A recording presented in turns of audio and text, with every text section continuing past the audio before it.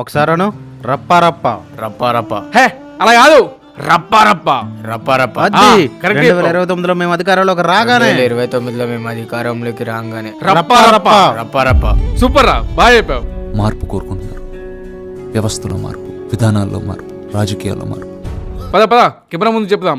2029లో మేము అధికారంలోకి రాగానే ఒక్కొక్కడిని రప్పా రప్పా.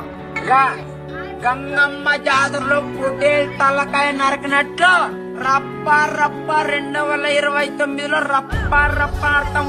రప్పా రప్పా రప్పా రప్పా.